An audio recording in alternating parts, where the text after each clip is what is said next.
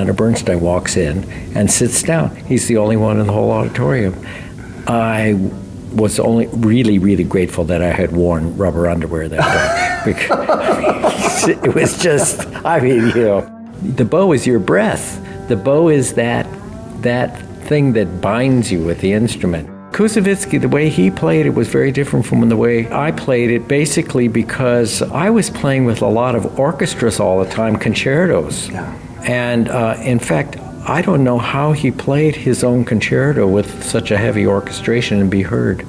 But I was determined that I was going to be heard. How do you break into bass? Like, what's your process? Well, you should ask Harmon because he leaves the house. Welcome to another episode of Contrabass Conversations, your show covering life on the low end of the spectrum. I'm your host, Jason Heath. I am so thrilled. I cannot tell you how thrilled I am to have Gary Karr on the show today. Gary's been somebody I've wanted to chat with since the very beginning of this thing, and it was such an honor to sit down and have an hour of his time dig into all the topics that we dig in today. You're going to love this episode. You heard a little clip at the beginning there, and we've got so much more great content coming, stories, advice, just a great conversation with Gary. I'd like to give a shout out before we get going to our sponsor, D'Addario Strings. And by the way, Gary Karr is a D'Addario artist. I've been using the Kaplan strings, and I love them. They're great under the bow. They have a great pizzicato sound, beautifully balanced, and you can enter to get a chance to win a set of Kaplan strings. D'Addario is giving away 10 sets of Kaplan strings to Contrabass Conversations listeners. Go to contrabassconversations.com/strings to get a chance to win. And I'd also like to thank the Bass Violin Shop, which offers the Southeast's largest inventory of basses. That's laminate basses, that's fine carved instruments, and whatever level of instrument you're looking for, there's always going to be a unique selection ready for you to try. Check them out at bassviolinshop.com. All right, we're dropping into our conversation with Gary Karr, and again, Gary and I are chatting about Donovan Stokes as I flip on the mics, so that's the context of the conversation. He is just... He's got to be the sweetest man on earth. Yeah, he's a wonderful guy, and gentle. And just musically, unique musical kind of concept and vision. He's and musical, period. He is. I mean, it just oozes out of him. Yeah. Which is so wonderful, and then I got to hear the bad boys. Which are... I'm very happy today. Yeah, I'll bet.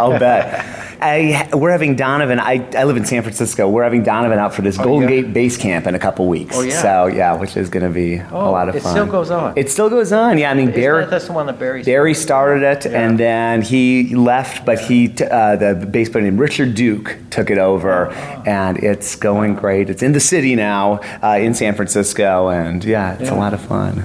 Yeah. So you live in San Francisco? I live in San Francisco. Just moved there a year ago, and it's great. I love it. We're in North Beach, so we're kind of by Coit Tower. We can see the sea lions, if we walk a few minutes. Cool. I played in San Francisco this past year. Yeah, I know. You played with the Rainbow Symphony, and I was out of town in Chicago that weekend doing another event, but like one of my students, Russ McLaren, a bass player in the orchestra, he was just so excited that he was talking about it the whole, ever since they found out that they could get you. It was really a lot of fun. I had a lot of fun. I'll bet. I don't know. I was very relaxed, and I really felt like I was connecting with everybody. That did really special. And afterwards, the weirdest thing in my entire life happened. I mean, I had to wait till I'm 75 for this to happen. It's so totally weird.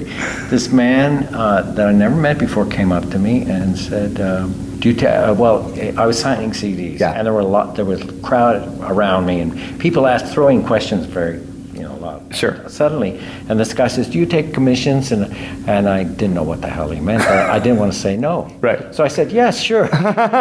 So we exchanged cards, and it all happened that fast. Then I got a call from him a week later, and he said, "Do you remember me?" And I said, "Oh yeah, you're the one who gave one." And I said, "I didn't quite understand what you meant." And he said, "Well, I'm a very successful sculptor.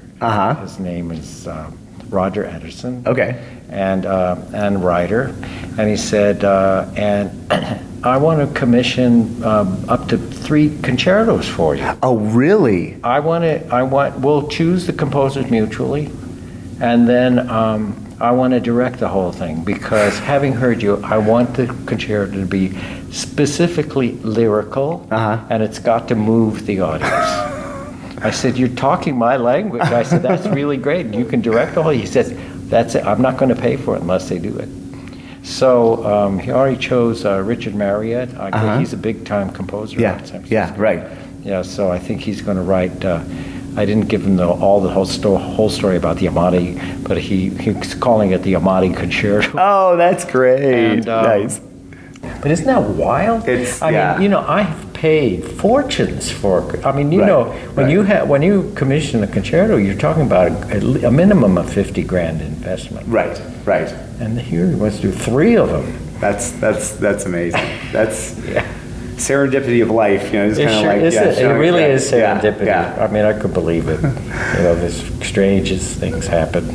Well, a friend of mine, a bass player in Las Vegas, Derek Jones. Yeah, I love Derek. Right, I know. And so I just interviewed him recently, and he was like, he found out that you were playing at the library. I think you're doing and you struck up a friendship through that, and he just like never in a million years expected that. He's like, Gary Karr is playing in Las Vegas. What? Oh, he lives here or part time? Because you have a place. I live in Las Vegas. Yeah, I live there half the year. That's great. Yeah, That's Jamie great. Bernstein, the Bernstein Leonard's daughter, came to Las Vegas, and she was doing. They wanted me to participate in the interview with her. Okay. And then they asked me would they showed the Bernstein film of me, in '62. Sure. As an introduction, and then I came out and they wanted me to play something, so I just played something very quick. That was it, and then I interviewed her.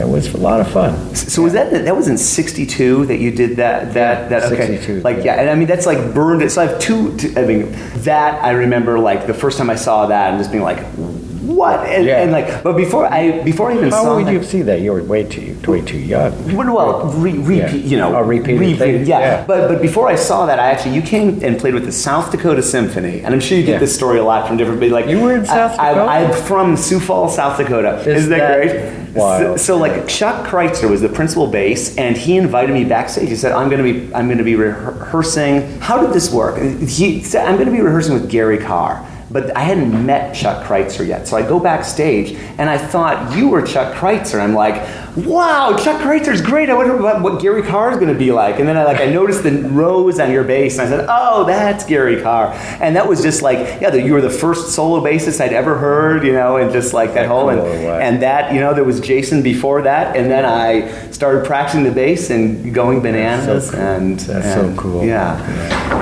How did... And I'm sure you've told this story a million times, but I'm just curious because I'm not sure. Like, how did that, maybe the short version, how did you get asked to perform on that it Bernstein concert? Like, I was a student in Aspen, Colorado. I had, I think might have been my first summer there, and that was in '61. Okay.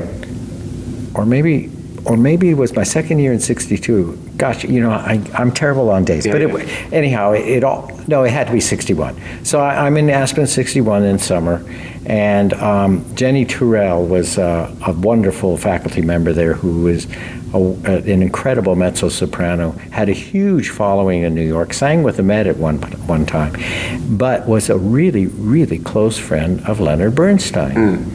So she came to a student recital, and in the student recital, I don't remember what it was I played, but I played this piece, and afterwards I got a message from her inviting me to dinner.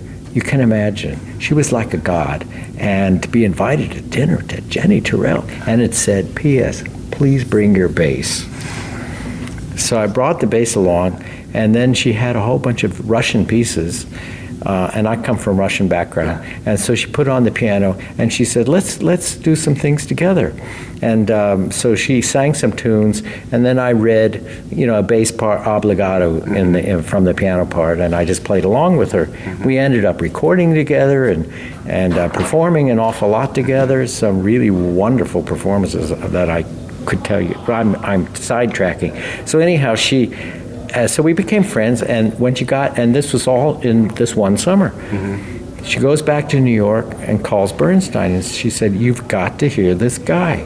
It's something so unique. No one has ever done this before, and you've got to see what this is all about."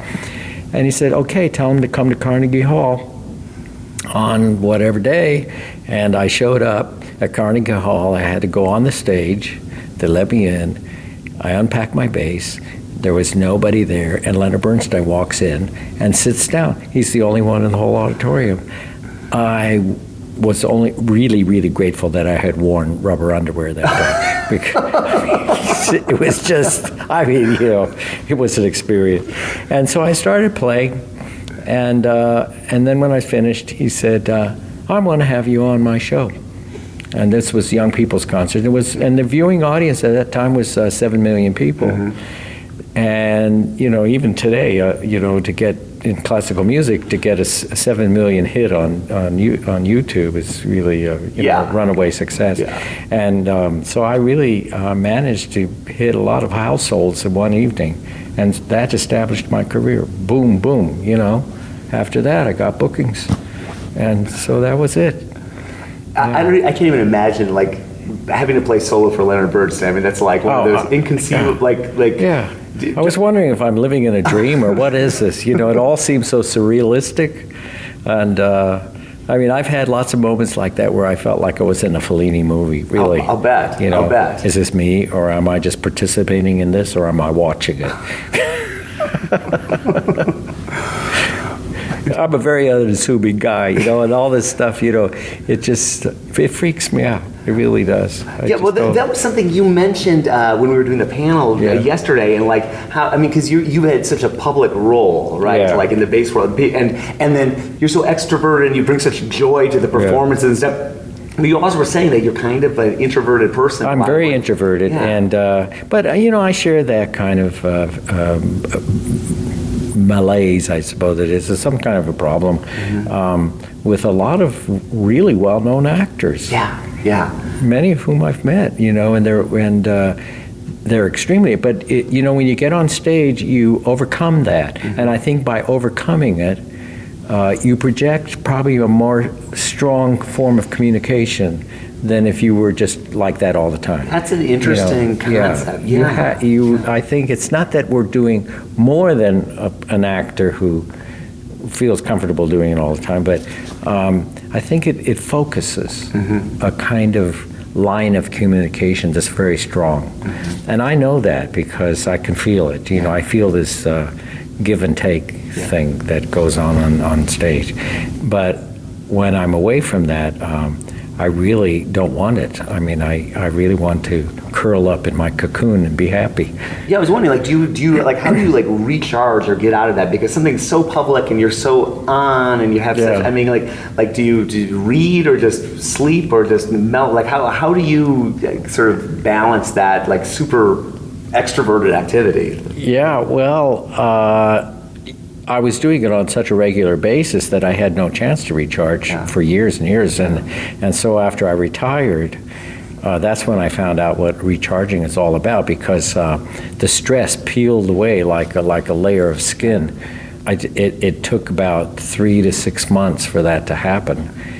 And I felt like a totally different person. It was like, who is this guy? I haven't felt like that in years. And interestingly, when I started playing during that time, my playing changed quite a lot. I didn't know that I was pushing as much. I didn't know that I wasn't taking poetic license and time as much as I felt comfortable doing now. All that had to do with that stress peeling away. Recharging was always, the best way to recharge for me has always been with the bass. Yeah. And so, the bass is the best reflection of everything going on in my life.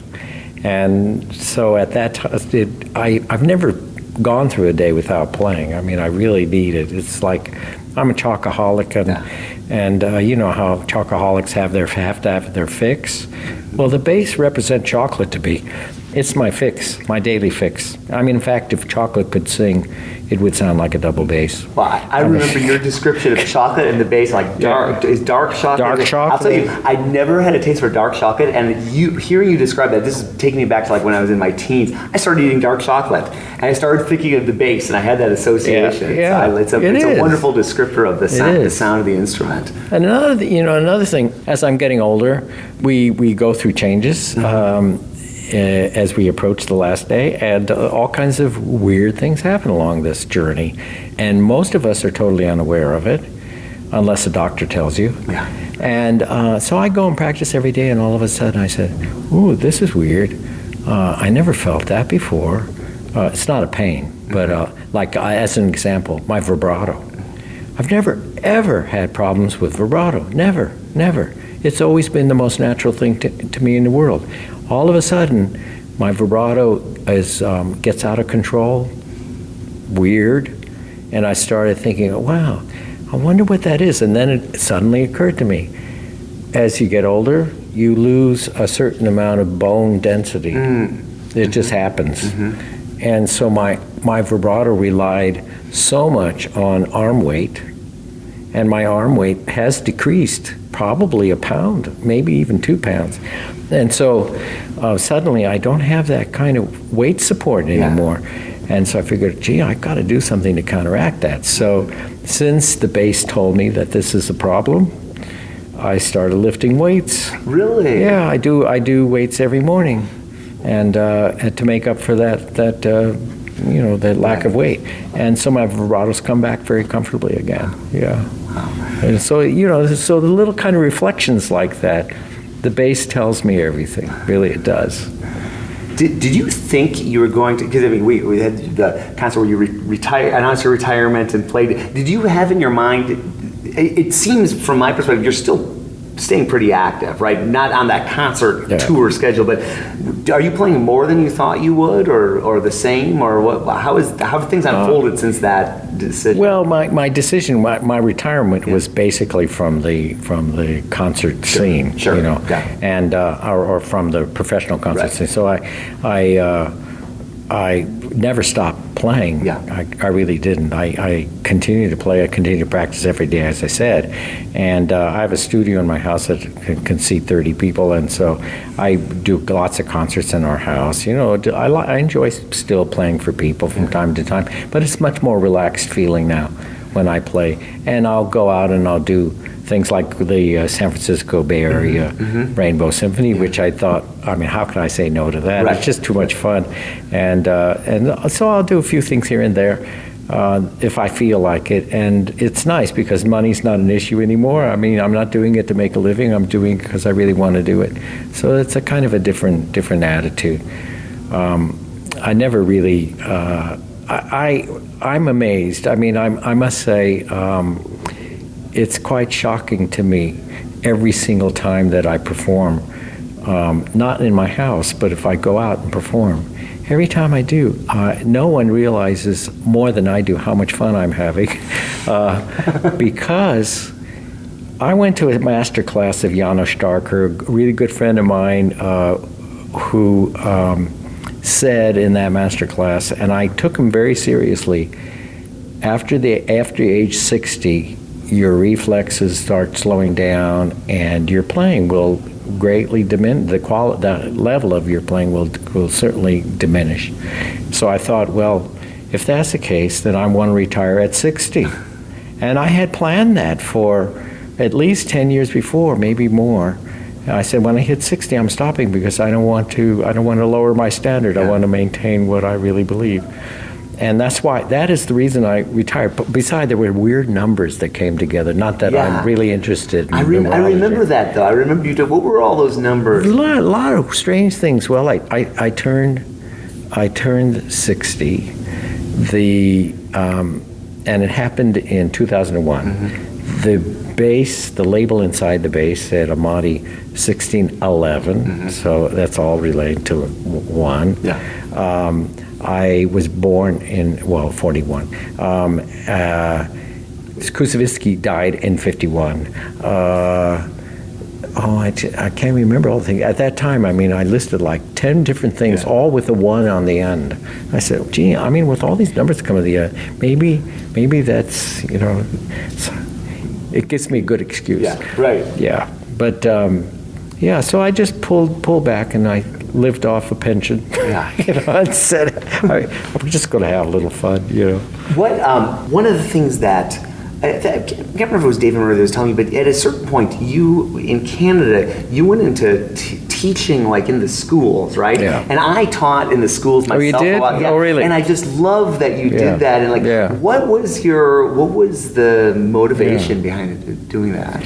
Well, there were a couple things. From a professional standpoint, I had already been playing almost 10 years on the professional concert scene, and I realized that the audiences were comprised mostly of the gray-haired set, the blue rinse set.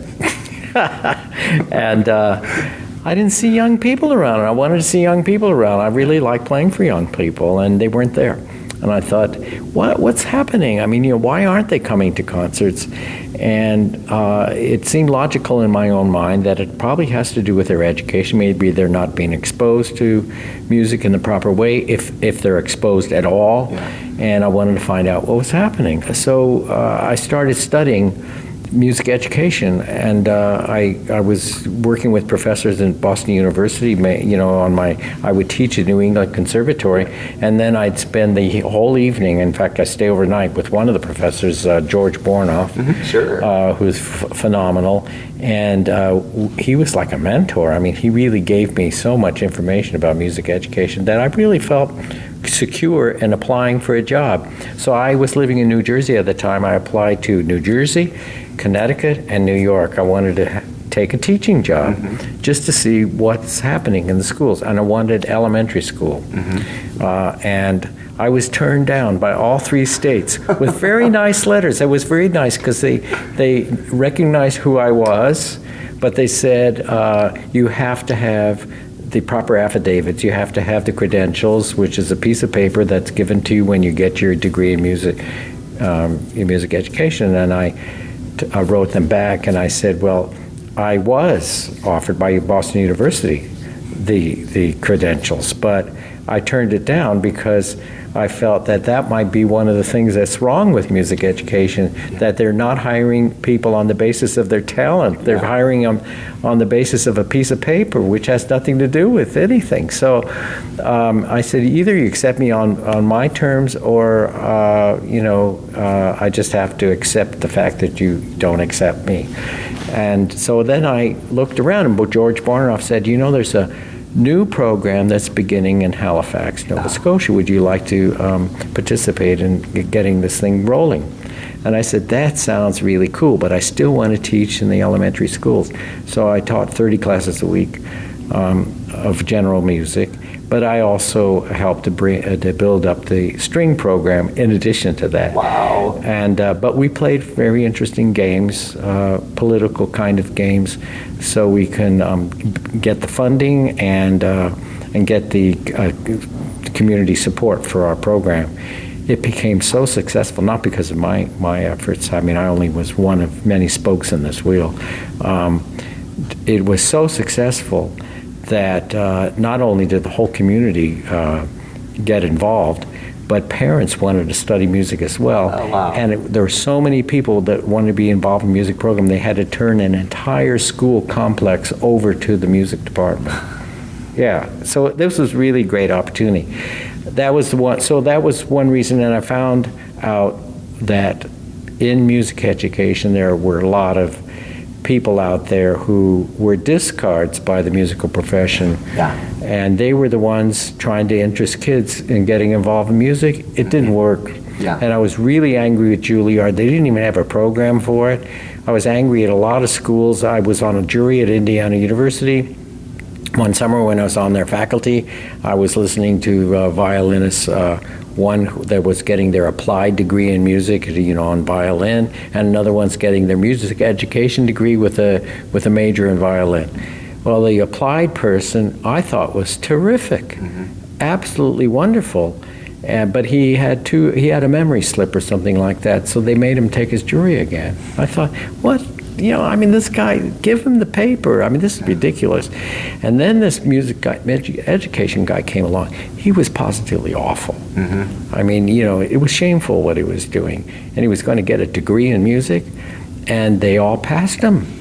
They wouldn't accept the other guy, but they passed this guy. And I said, why? And they said, because he's music education. And I said, wow, you really have it all ass backwards. Yeah. Yeah. And so I thought, well, that's one of the things that's wrong. And I discovered other things as well.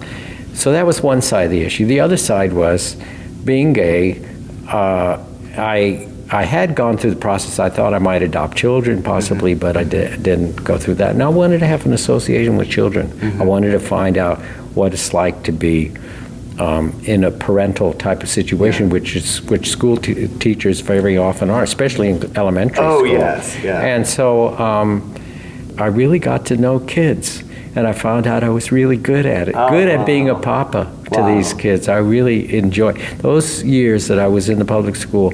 Were so exciting for me and so satisfying in so many different ways, and my abilities were a big surprise to me and a surprise to everybody else, to the extent that I kept getting promoted all the time, and I was then consulting all the teachers in 62 schools. And to do that, I took my bass, the Amati, really, or the Kuzvitsky bass. I took it into every classroom in 62 schools and played for the kids first.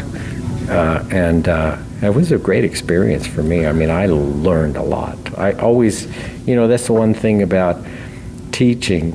I've always felt really guilty about, even working privately with a student. In every single lesson, and in every single class, in every single kind of situation that I was working with children, I always learned more than they did.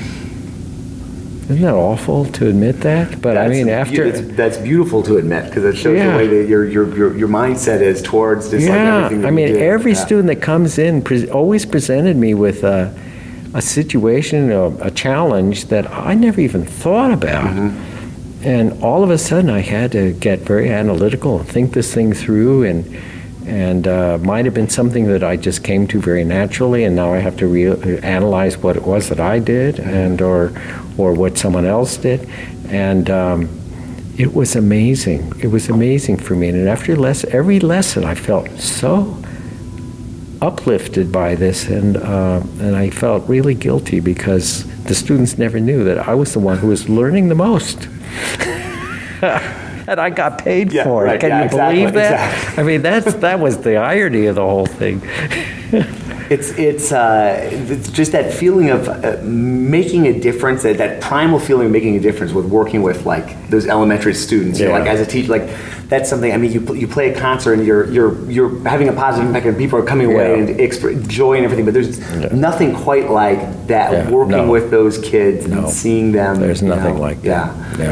No. It's something really, really special. Yeah.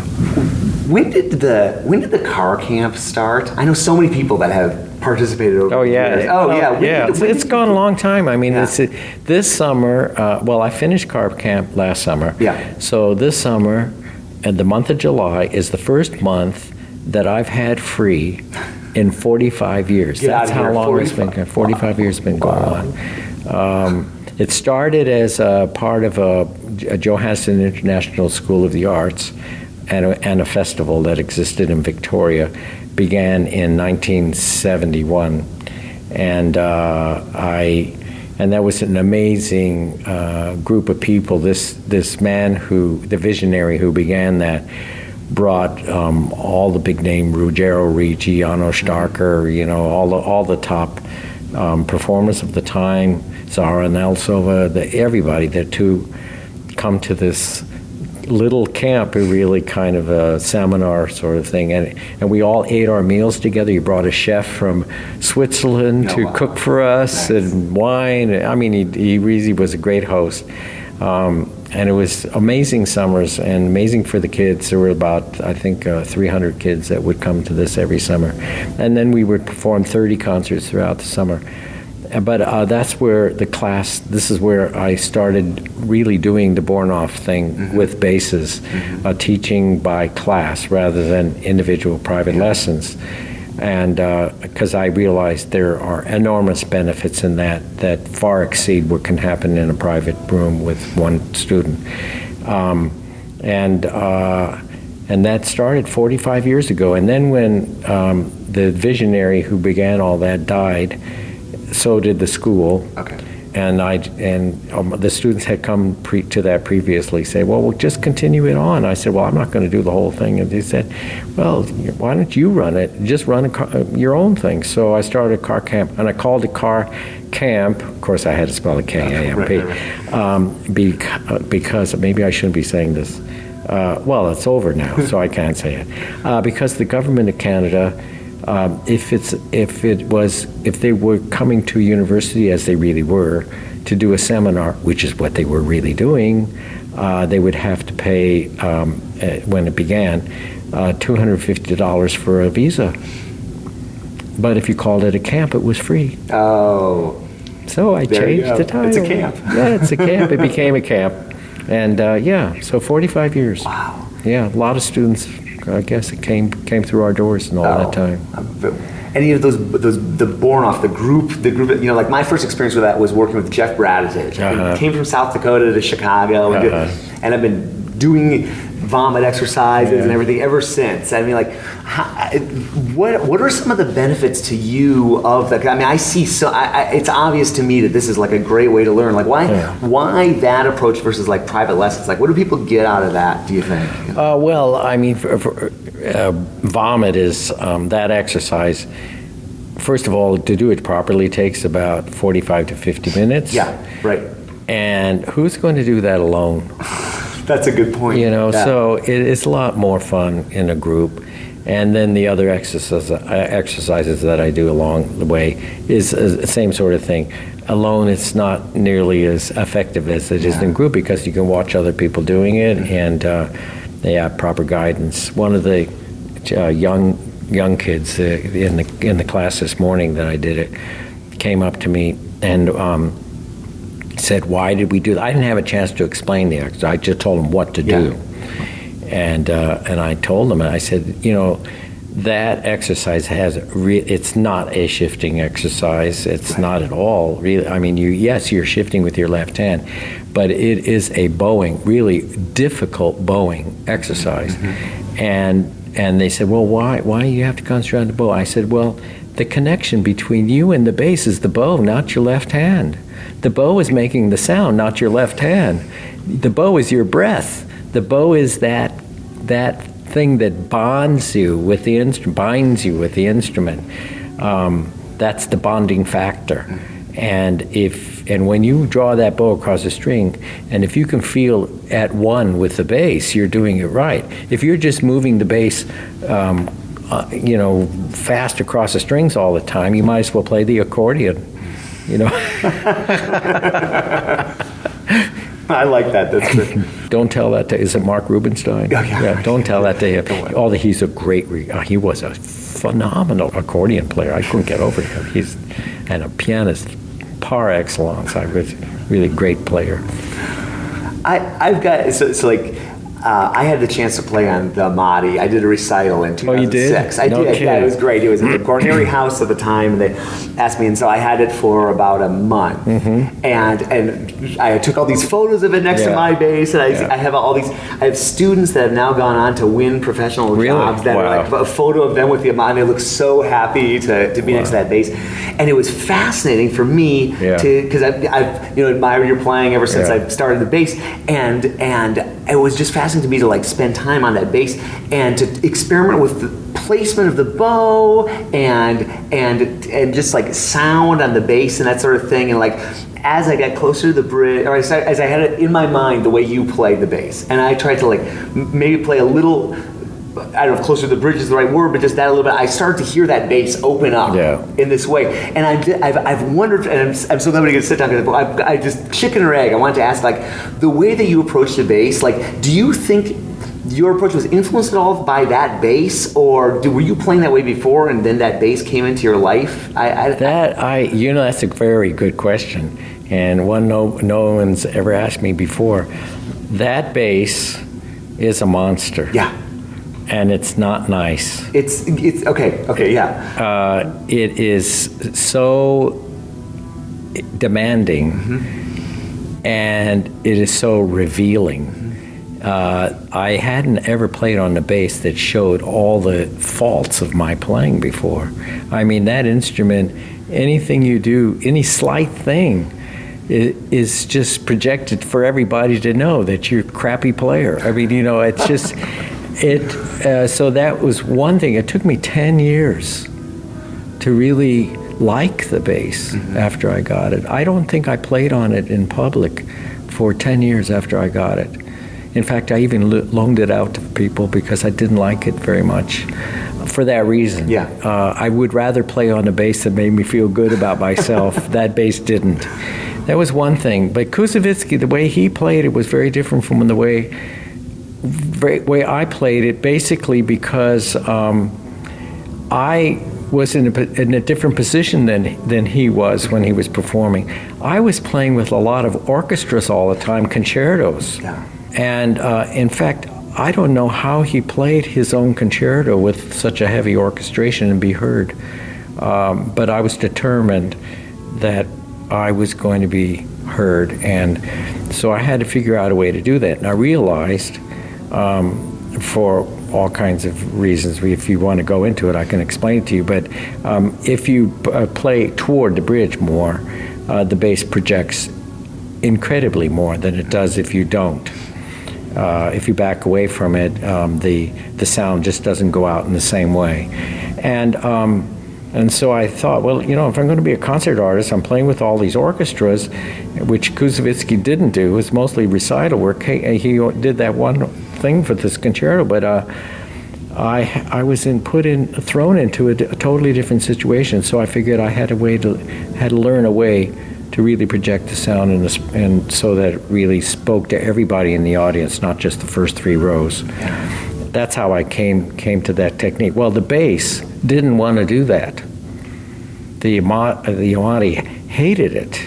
When I went down to the bridge, it balked because, even though it was an old bass, this is also an interesting point. I've played on many basses over 200 years old that have never been broken in. And I call breaking in a bass playing near the bridge and making it rock, making that bridge rock so much on the top that it opens up every pore of fiber to make it vibrate. And until all the fibers are vibrating, the instrument is still locked into its primitive state. So I always loved breaking in instruments. And another thing, too, is that when students come to me for a lesson, or even a master class, I often would go up and I'd bow the bass to find out how much they practiced. I could always tell. Really? Yeah. Wow. Just by the way I can tell not only how much they practiced, but by the way they practiced. That's fascinating. Yeah, really fascinating. I said, listen, you're not doing the assignment. I told you, you have to play this closer to the bridge, and you haven't. And they said, how do you know that, But it's pretty obvious. And that bass was telling me, I don't like it when you go down there. I'm not ready for that.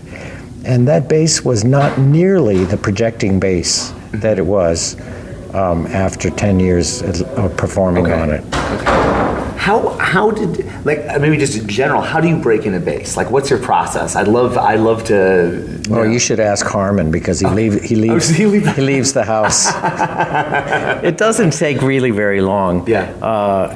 I do double stops. Double stops? Yeah. Okay, open strings or fifths or just all sorts of things? I do basically thirds because they're the nastiest. Mm-hmm. Fifths are nice and fourths are nice. Sixths are okay. But thirds, the instrument hates them.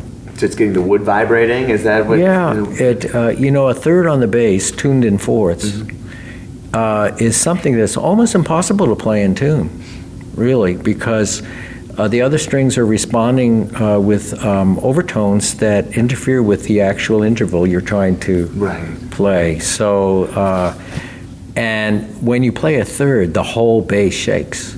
You can really feel it.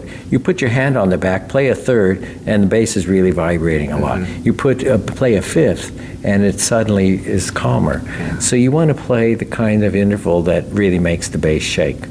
And I do thirds up the D and A string, and even up the A and E string. Oh, wow! All the way up, and really loud. And I could break a bass, and it would take me, just a really few days to a week.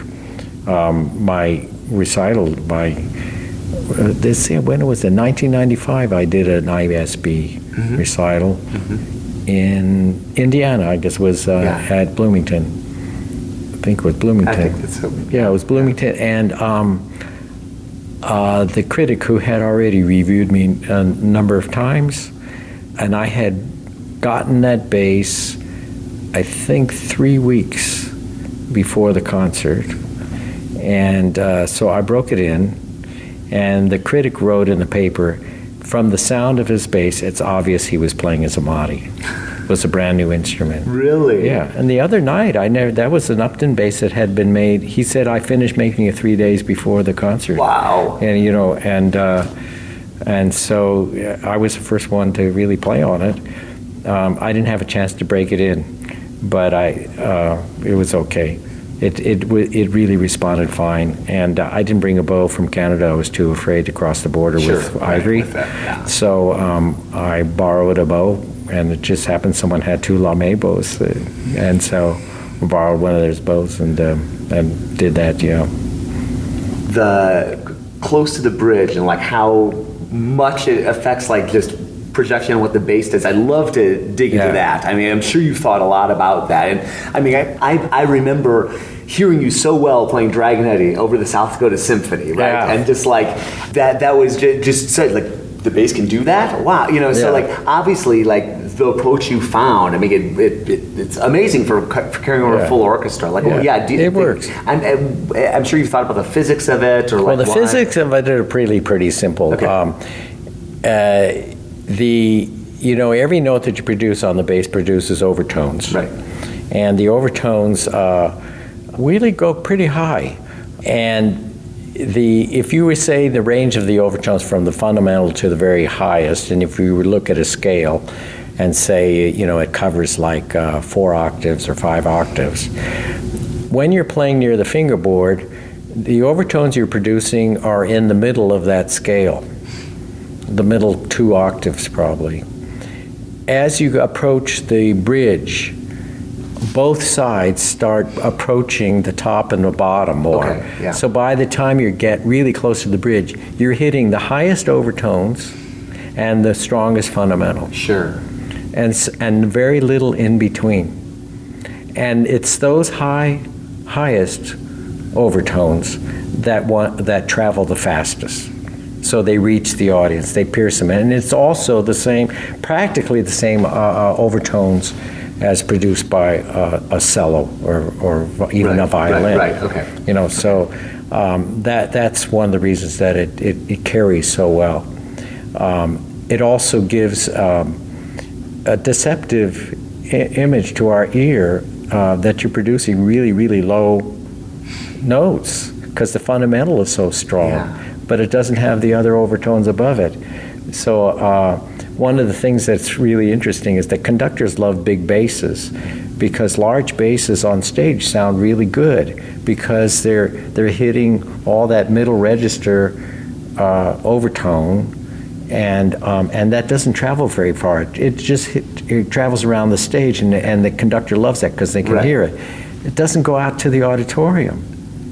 But the smaller instruments, interestingly, can really reach those high overtones very well and give you the impression that when you play a low note, it has a lot of depth. Oh, yeah. Well, you heard it the other night. I played, absolutely. And that bass was not broken in, and I played a note on the E string, And it was pretty powerful, I think. It sounded like a real bottom. Yeah, it sounded like you're getting this big bottom. Rich, full sound. Yeah, but I was playing very close to the bridge for that note.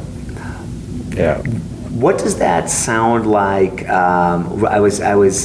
I think I might have been interviewing James Vandermark or somebody, but about something with, I think it was Paul Katz, and like listening to Paul Katz up close, and then getting away, and you hear all this string noise and that sort of thing, to project out into the hall, to hear that. Yeah. I mean, is the experience of standing right next to you versus out in the hall, like, are you getting a lot of that sort of like string noise feedback coming up at you? Or I remember. Yes, it's there. I hear it. I hear the noise of the hair and across the string and all that.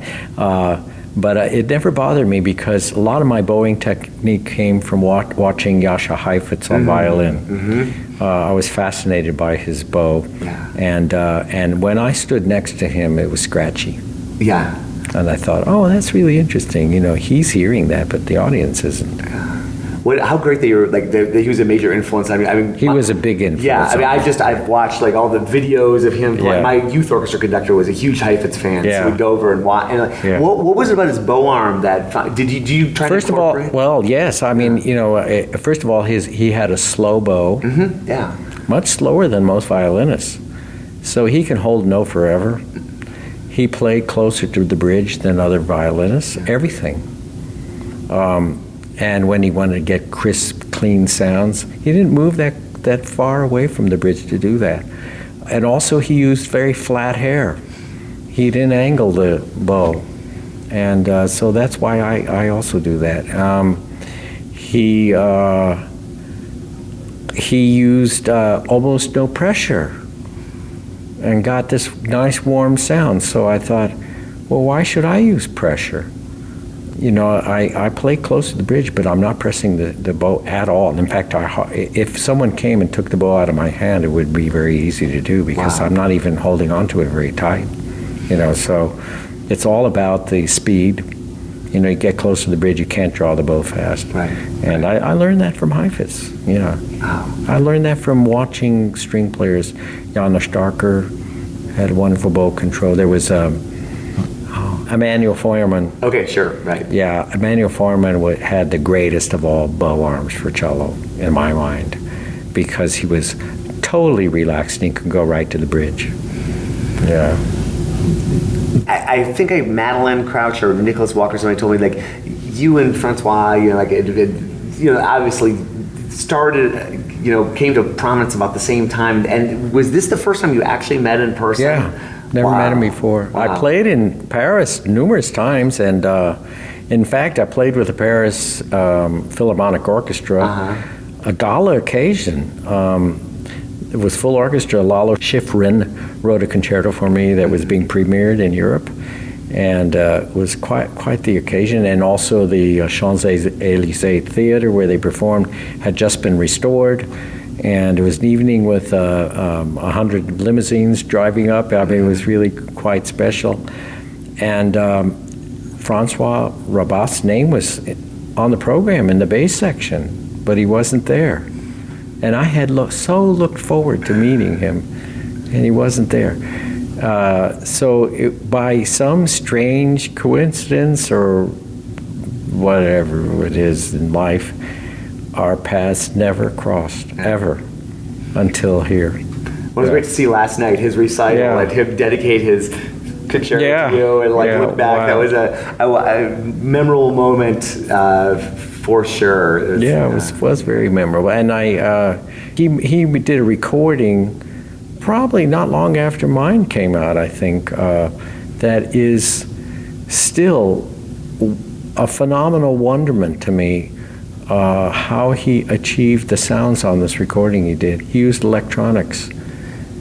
And I don't know if he's ever done that since, but he produced sounds I've never heard on the bass on this recording, and it just absolutely wowed me. It was jaw-dropping. I played over and over and over to try and figure it out, but it was way beyond my understanding. Yeah. Thanks so much for chatting. This is like one of, I'm so thankful. And there's only like one question that I typically ask people, and you've done like we can't even begin to like scrape the surface of what you've done in your career. But if we go back to, how old were you when you played for the young person's? I think it was 19 or just turned 20. So you're 19 or 20 years old. Yeah. Like, if you could go back and like talk to 19 or 20-year-old Gary, do you have any advice you would give him, like knowing what you know now? Yeah. Don't be so uptight. Yeah, really? Yeah. I mean, you were that back then? Yeah. Oh, I was scared shitless. Yeah. And also, I was super serious. Mm-hmm. I mean, when I watched that video and see this guy who doesn't even crack a smile, and it's all about focus, which I've always been. But you can also be about focus and still give a little, you know. Yeah. I would say, yeah, come on, come alive, Yeah. you know. When do you think that happened for you, that you stopped being... Kids, really? Yeah, Halifax did that. Okay, wow, it was that moment. It was always there, actually.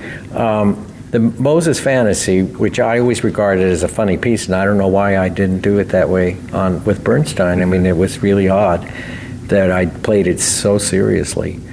I always practiced that clowning around because I thought it's so funny. Yeah. Here it's a piece written on a solemn theme in an opera about a very sad situation, and that's the prayer, and that is right from the opera. That's the first theme. And then whoever thought of writing variations on a solemn prayer? I mean, the whole thing is sardonic humor. I mean, it really was not... you've got to play it with tongue in cheek. So in fact, Jeffrey Siegel, who was the pianist on my first recording, was there at the proms in London. You know what the proms are in Royal Albert Hall. And Sir Malcolm Sargent was the conductor at the time, had conducted the proms for years. And it's a big house. I mean, there were, I think, like 8,000 or 10,000 people. And the first floor of the proms, there are no seats. Everybody, it's all filled with young kids standing up. Oh, wow. And so I didn't expect that. I didn't know what to expect. So I came out, it was the BBC Orchestra, Sir Malcolm Sargent conducting, and I came out, I saw the kids, finally. And this is like 1963, so I had only been performing a year. And I said, oh my God, at last, I'm not playing for the Blue Rinse set. These are kids, this is my age, you know, I'm still a young kid. And so I said, well, I'm just gonna let my hair fall. What the hell? I'm gonna play this and I'm gonna have fun. So I did the prayer solemnly, and then when I started doing the variations, I started smiling, and the audience started smiling. And I just did a few little things, hardly anything, and even the slightest thing, they were all reacting, big time. And it was so obvious that the audience was participating in this whole thing. It was like the whole audience was joining me in this performance. Sir Malcolm Sargent, who is singularly the most dignified conductor that had ever appeared in front of the BBC and was known to be like that, twirled on the podium. He joined the whole act. Really? And it was so funny that and so wild that the audience, after the concert, flooded the stage, and we had to have police escorts to get out of there. Really? I'm not kidding. It was like rock stars, you know? I mean, it was just a whole unbelievable situation. And Jeffrey Siegel, who was in the audience, he was the son of an identical twin who played the bass, as did his identical twin brother. And so he respected the fact that I was trying to raise the bass to a higher level. And when he saw me doing that, he felt that I had denigrated my whole objective in life. Really? And he did not speak to me until for 50 years. Really? Yeah. We never communicated for at least 50 years. He was so angry. He wanted the solemnity of the concert experience. He felt that I should have stayed the serious Gary Karr that he knew at Juilliard. Well, on behalf of all the people that have you brought joy to with all these performances and inspired. And I know, like, my mom and dad coming home from that concert in South Dakota, they're just like, wow, this is the greatest, like, I thank you for the approach you've taken, because it's really like, and I just feel like it's so in keeping with, maybe it's because of the way that you projected the bass and this just like the enjoyment, that maybe that's why our community is the way it is. It's I mean, who knows, but it really is like, I feel like that's the tenor of the International Society of Bassists. If we can't have fun, and if we can't share the joy that we feel in playing, what's the point of doing it? It's not like, doing a sermon in a church. I mean, there's a lot of fun connected with what we do, and this should be shared with an audience. The audience should smile, and should smile a lot in classical concerts. If they're listening to Mozart and they never smile from the beginning of a Mozart to the end, they just don't get it. Yeah, Mozart would have been sad about that. He would have been really sad about that, of course. Yeah. Oh, opera audiences I love. That's the great thing. They get it. Yeah, they get it. But for some reason, I don't know, instrumental audiences are weird. Well, you've been great at bridging that divide and pulling that operatic nature and those other, all the wide palette of emotions that we have in music into the concert hall. So. Yeah, thanks for that. And thank you for chatting. This is like a total honor, and I'm just so thrilled. I am a shy guy too, and I've been wanting to reach out to you so many times. Gary wouldn't want to talk to me. So. Well, I'm glad you did. I'm glad. You're fun to talk to. Hey, thank you. Yeah. I realized after I flipped the mics off that I hadn't asked Gary anything about Life on the G String, his new book, yet. So I turned it back on and we talked about that, as well as these 3 concertos that are being commissioned as a result of that Rainbow Symphony performance. So here's what we talked about next. One word I'd really like to get out is that the fellow who's commissioning these concertos wants everybody to play it. Okay. Oh, really? Yeah. Okay. It's not just being written for me. He wants to make it so it's accessible to everybody. And I told him it's got to be really playable, something that everybody wants to do.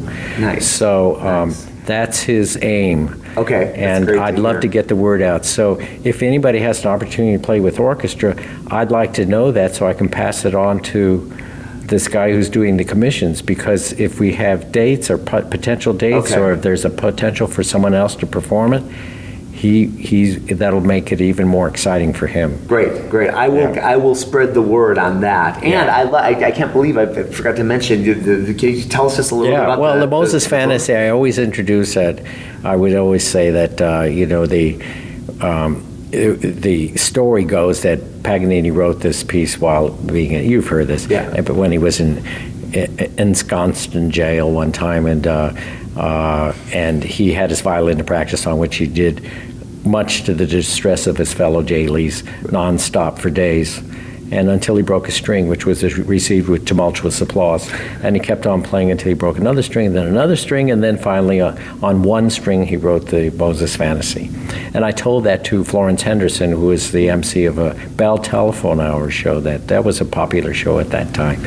And she, knowing the whole story, wanted to let the audience know all about it. So she said, and now Gary Karr will perform Paganini's Moses Fantasy, and the amazing thing is that he does it all on his G string. And that always got a big, and I would tell the audience, they always get a big laugh. Well, so the title of the book is Gary Karr, Life on a G String. Well, the fact is, like the violin, viola, and cello, most of the notes are on our top string, you know? Yeah, right, exactly. And so I'm playing most of the notes on the top string. So Life on the G string. And it covers, it's kind of interesting. Yeah. What was really funny about reading the book is that my mind is not connected to the past. And Harmon's, my partner of 46 years, is connected to the past. We're totally different. That's interesting. Yeah. He remembers everything. I remember very little.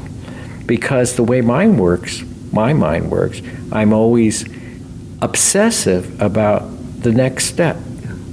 And I'm always thinking about what I'm going to do now, my next project, my next thing I want to do. What am I going to do? I plan my days. I start planning my days the day before. Always. I've done this all my life. So that's the way my mind works. His works, he'll reminisce about his childhood and so on. I can't remember sitting and thinking about my childhood, but he does that. And so in writing the book, it could not have, a lot of facts in there could not have been written without Harmon's presence. To say, oh yeah, you don't remember playing there? Well, so-and-so was the conductor, and afterwards we went to this party. Don't you remember this wonderful hostess named Catherine, and she did this and that, and the food was really neat. She had the special, and he would go into detail. I didn't remember any of that, so the book was very enlightening to me. When I read, I said, what? I did all that? How's that possible? I mean, I must have been working my ass off. Yeah, right. God, I must have been money hungry. Oh, that's great. That's good. And yeah, folks should check it out. I'll make sure to put a link so that people can check it out. It's Amati Productions, right? Amati is well, I don't think it's available through them. Well, I think that the ISB. It's on ISB. Yeah, they'll have it. Okay, yeah. so I'll send people to they'll that. Have it. I think most of the bass are Lemoore, ISB, all these. Okay. They'll probably all carry it. Nice. I should imagine. Good. Yeah. That will be the source. They will. And it's available on Amazon already. Cool. Great. I will send people to that, because they should definitely check it out. I mean, talk about and like I said, like we've scratched like 0.1% of all the things you've done in your life, and so. But again, thanks for chatting. It's great. It's been fun. Gary, thank you so much. What a pleasure. I'm so thrilled that you took the time out of your schedule, the busiest person at that convention, the most valuable time imaginable, and you took this time to sit down and really dig into all these topics with me. I can't even begin to tell you how much it means to me. Folks, check him out, GaryKarr.com, and Life on the G String. We got a link to that new book from Gary in the show notes. This is episode 1 of many covering the 50th anniversary International Society of Bassists Convention. We've got live coverage from this event that I recorded. I came home with, I think, a dozen episodes. So we're going to be putting them out each and every weekday for the next several weeks. And you can find all of these at contrabassconversations.com/ISB. And by the way, we've covered past ISB conventions as well. So if you'd like to go back in time, contrabassconversations.com/ISB will take you through the archives into past conventions and previews of upcoming conventions and all that kind of good stuff. That's the place to go for anything ISB related. People ask me a lot, how can I help out with the show? And you know what? The most helpful thing you can do is to share this episode. If you're listening on your phone, there's a share button. Share it to Facebook, share it to Twitter, wherever you hang out online. You can email this to a friend, a colleague, a student. Think about all the people that would benefit from hearing what Gary was describing here on this episode, playing close to the bridge, his experiences meeting Leonard Bernstein. I mean, these amazing stories from this person who's had such an impact on the bass world. I can't say enough good things about Gary Karr. Obviously, he's a hero of mine. He's a living legend of the double bass world, and he's just the most wonderful person imaginable. And we'll continue to talk about this as we go through these next few weeks of ISB coverage. But let me just tell you, Gary was in every performance, it seemed, that I was there. And that meant so much to the people that were at these events. I remember watching the young person's concert on Saturday, and there's Gary sitting up front, and all those students and their parents and all the bass players are just seeing him there. And just that alone means so much to everybody at that convention. We're going to be hearing more from Gary tomorrow, actually, as we dig into the making of the ISB. This is a panel discussion that I was fortunate enough to be asked to moderate, and this will cover more of the origins of the organization and that kind of thing. And we'll be talking about that topic in great detail over the next coming weeks. So thank you so much. If you want to reach out, feedback at contrabassconversations.com. We'll put you in touch with me. And I would love your thoughts, any guest ideas you have for the show, any topic ideas you had for the show. I get all of my ideas from you, the people listening, and I appreciate it so much. I appreciate you listening to this episode. Thank you, thank you, thank you. And we will see you again soon for more life on the low end of the spectrum.